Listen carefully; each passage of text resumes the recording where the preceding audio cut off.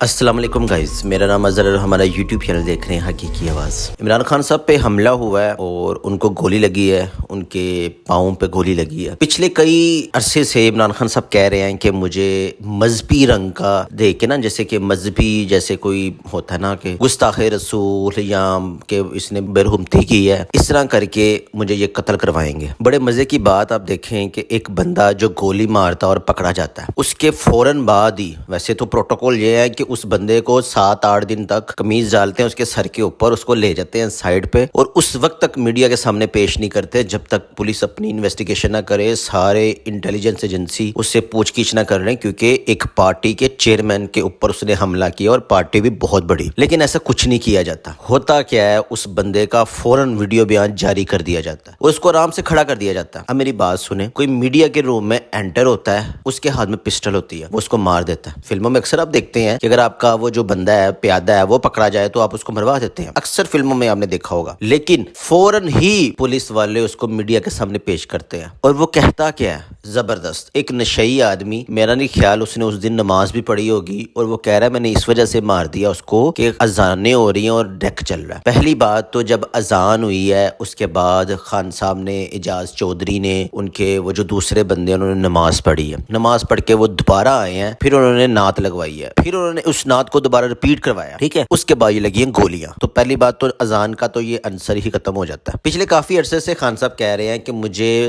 مذہبی رنگ دے کے نا یہ قتل کرنا چاہ رہے ہیں، تو آپ اس ساری صورتحال کو دیکھ کے سمجھ جائیں کہ وہ کس طرح سے کروانا چاہ رہے ہیں اور یہ کون لوگ کروانا چاہ رہے ہیں۔ اب تھوڑا سا نا آپ چیز کو انڈرسٹینڈ کریں۔ ایک طرف 13 پارٹیز ہیں، پوری 13 پارٹیز، جس میں پیپلز پارٹی، نون لیگ، سب پارٹیز شامل ہیں، اور دوسری طرف صرف ایک پارٹی جس کا نام ہے تحریک انصاف، اور آپ کو پتا ہے 13 پارٹی کی سپورٹ میں کون ہے، اور دوسری طرف عمران خان ہے۔ اور سال سے ہی 2 پارٹی ہوتی تھی، ایک پارٹی ہوتی تھی نون لیگ، ایک ہوتی تھی پیپلز پارٹی، سال سے نون لیگ پیپلز پارٹی، نون لیگ پیپلز پارٹی، لیکن کاف لیگ نے تھوڑا سا سر ہٹایا، لیکن اس کا بھی سر کچل دیا گیا، جو پرویز الہی اور چودھری شجاع، آج دونوں الگ الگ ہیں، زرداری صاحب نے دونوں کو بھی الگ الگ کر دیا۔ اب آپ سمجھ لیں کہ اب کوئی بندہ، کوئی صحافی ان کے خلاف بات کرتا ہے، کن کے خلاف، پورے پاکستان کو پتا ہے، اس کو مروا دیا جاتا ہے۔ عمران خان صاحب کو پتا ہے کہ اب ان کی ان اداروں کے ساتھ نہیں بنتی جنہوں نے پچھلے 35 وزیر اعظم بنائے ہیں، اور کئی دفعہ انہوں نے خود بھی حکمرانی کی ہے۔ پرابلم یہ ہے کہ جس بندے نے مارا ہے اس کا بیان دیکھیں، اور جس نے بچایا اس کا بیان دیکھیں، لیکن جس نے مارا ہے اس کو ایک ہیرو کی طرح پیش کیا گیا کہ یار یہ بندہ تو اذان ہو رہی تھی، ڈیک لگے تھے، اس پہ آیا۔